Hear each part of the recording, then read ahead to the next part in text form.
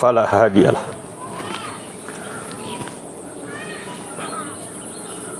وأشهد أن لا إله إلا الله وحده لا شريك له وأن محمدا عبده ورسوله الذي لا نبي بعده أما بعد فقال الله تعالى في كتابه الكريم أعوذ بالله من الشيطان الرجيم ولو أن أهل القرى آمنوا واتقوا لفتحنا عليهم بركات من السماء والأرض وقال رسول الله صلى الله عليه وسلم سبعة يذلهم الله في ظله يوم لا ظل إلا ظله الإمام العادل الحديث Allahu Akbar la ilaha illallah wallahu akbar Allahu Akbar walillahil hamd. Hadirin aidin wal aidat rahimakumullah. Allah Subhanahu wa taala teu sapati-pati nyiptakeun hiji lembur. Angin lembur eta mungungkul dianggo kanggo ibadah. Wal ardo wa do'aha lil anam. Jeung Allah ngayugakeun mang pirang-pirang bumi lil anam pikeun hirup. Wa ma khalaqtul jinna wal insa illa liya'budun. Teu sapati-pati kaula Allah ngayugakeun jin jeung manusia kajaba pikeun ibadah ka kaula. Henteu sajengkal oge taneuh anu aya di lembur urang. Las Cimaung, Laksana Mekar, sareng sabudeureunana. Anging sadayana kagungan Allah. Dina waktosna taneuh anu ditincak ku Bapak Ibu, sajadah anu diamparkeun, kopeah anu disuhun ku bapak, mukena anu dianggo ku ibu. Yauma idzin tuhaddisu akhbaroha. Dina hiji waktu, dina poean engke sadayana baris cumarita di payunun Allah Subhanahu wa taala. Bakal janten saksi kanggo urang sadayana. Naha eta sadaya perkara teh jadi lahan kasayan atanapi malah janten saksi keawonan. Sababaraha pasualan peryogi ku urang sadayana ditengetan, diteleuman, direngsekkeun sasarengan. Kulantaran Allah Subhanahu wa taala kalih rasulna parantosna isyaratkeun lebet kasawarga teh kedah sareng Bapak Ibu. Tetiasa urang sewang-sewangan dina bab kahadean. Allah Subhanahu wa taala ngadawuh, wa'tasimu bihablillahi jami'an wa la tafarraqu. Masing nyekel deleg aranjeun kana tali Allah nyaeta Al-Qur'an. Babarengan jeung aranjeun ulah paburencai. Pasualan-pasualan anu muncul di lembur urang anu bisa jadi ngalantarankeun ieu bumi teh kalah janten saksi anu awon jaga di akhirat. Di antawisna anu kahiji, urang sadayana kedah ngangken ikhwatu iman, generasi muda urang masih tebih tina agama. Sabaraha kasus parantos kajantenan dipayunun soca urang sadayana di antawisna perzinahan, hamil di luar nikah. Mangkaning saur Nabi ikhwatu iman, hiji suhunan didinya aya praktek perzinahan, aya jalmi anu hamil di luar nikah 40 suhunan baris kabagean azabna ti Allah Subhanahu wa taala. Taneuh anu dianggo zinahna, raksukanana, tempatna waktosna sahabai anu terlibat kana hal eta baris disuhunkeun pertanggungjawaban di payun Allah Subhanahu wa taala. Iwatu iman rahimakumullah, kumaha atuh solusina? Mangka urang peryogi kerjasama Bapak Ibu, sepuh, guru, aparat pemerintahan, kalebet masyarakat sadayana. Di antawisna urang peryogi ngajagi lembur urang tina kabiasaan-kabiasaan anu kirang sae. Insyaallah ikhwatu iman, henteu bobogohan oge marurang kalih urang teh bakal sumping jodona.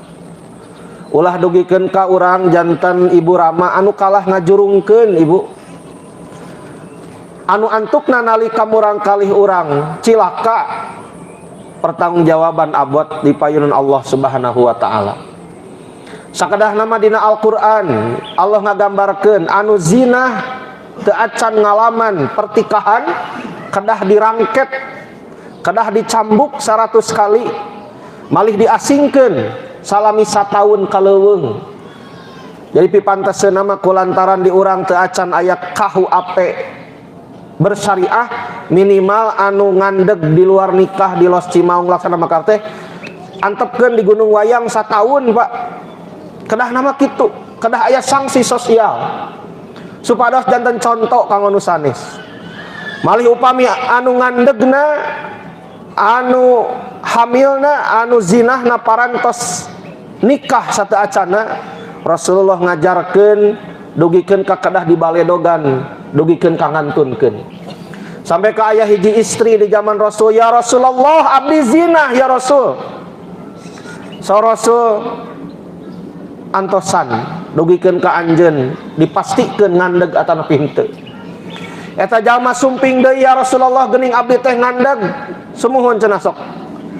Sina bro heula, sina ngalahirkeun heula. Saparantosna ngalahirkeun sok nenan heula. Saparantosna disuan salami 2 tahun eta istri sumping deui ka Rasul. Padahal mah ibu kabur we nya, maka jeung sumping deui. Padahal ku Nabi teh bade dibaledogan dugikeun ka ngantunkeun. Maka saur Rasul sok talian eta ibu-ibu teh dina pancuh sing buni ulah tepikeun ka kabuka oratna dugikeun ka ngantunkeun hana ihwatu iman eta jalma dibaledogan. Nah eta jalma hoyong kumargi anjeunna percanten kana katerangan ti Rasul. Yen jalma anu dihad, jalma anu dihukum patali sareng perzinahan di alam dunia, janten perkara anu ngabersihkeun pikeun dirina engke jaga di akhirat.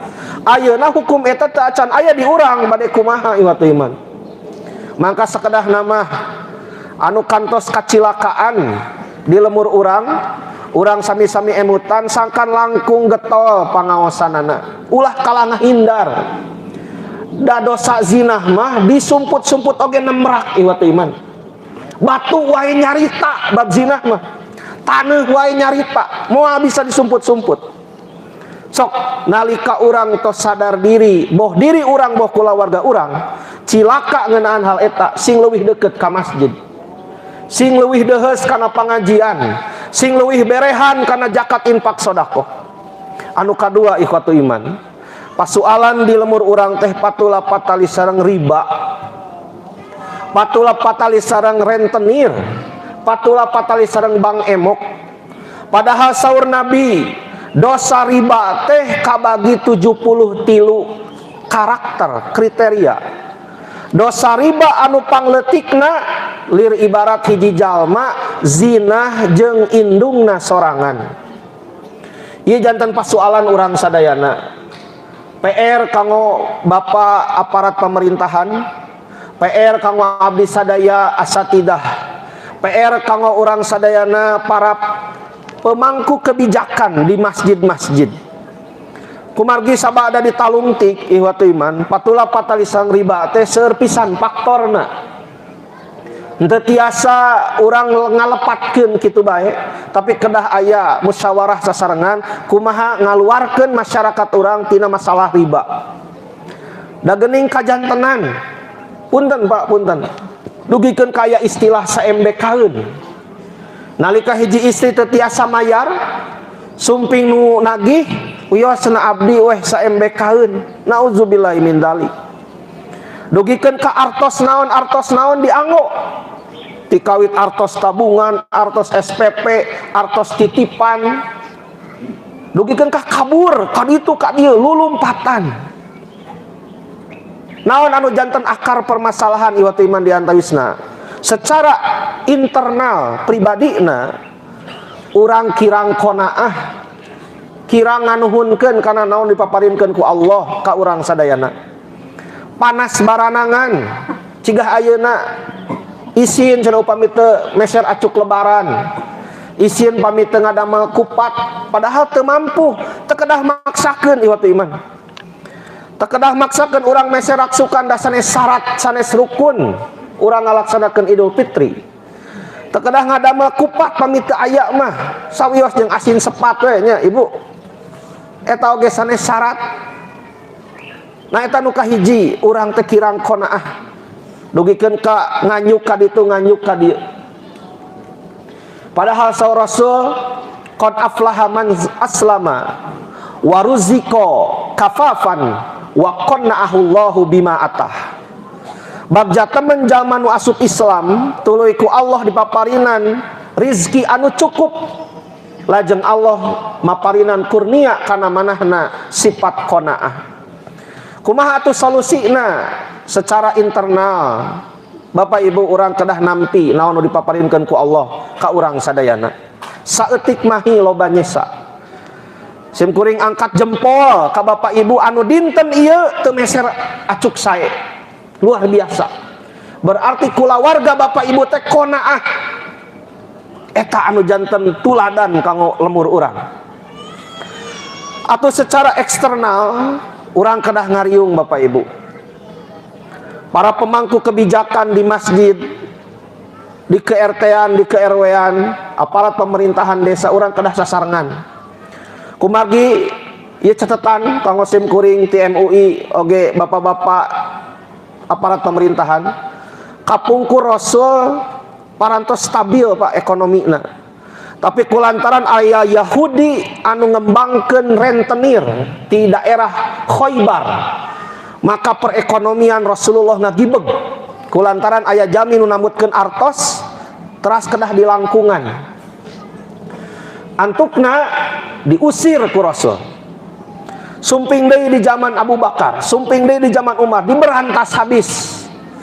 Jadi hiji di antara perkara anu ngajantenkeun ekonomi ancur teh nyaeta praktek riba. Maka periogi aya solusi. Kumaha pihak agnia tiasa maparinan jalan kanggo fakir miskin sangkan tiasa nambut ku cara anu syariah. Atanapi tiasa oge urang masihan jalan ka bank-bank syariah sangkan ngajelaskeun program-programna. Koperasi syariah sareng anu sanesna. Kumagi urang yakin ihwatu iman yen hirup urang teh sanes di dunia hungkul, setiap artos anu sumping, artos anu kaluar teh baris dipertanggungjawabkeun di payun Allah Subhanahu wa taala. Pasoalan anu katilu anu muncul di lemur urang teh lianti perzinahan, hamil di luar nikah, lajeng riba, praktek rentenir. Anu katilu nyaeta perkara-perkara anu ngajauhkeun urang tina agama. Mangga perhatoskeun Bapak Ibu. Jumaahan urang kirang sumanget. Dugikeun ka aya laporan ka sim kuring ti barudak, aya bapak-bapak jumaahan bari main game.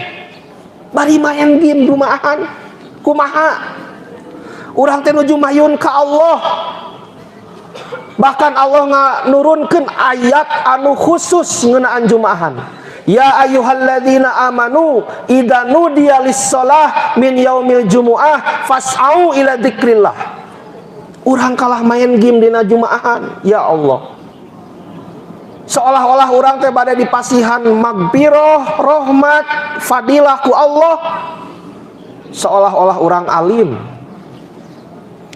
Contoh nu sanes, salat subuh masih keneh lalowong di masjid. Padahal sahur Nabi aya 2 rakaat qobla subuh anu langkung saya tibatan dunya jeung eusikna.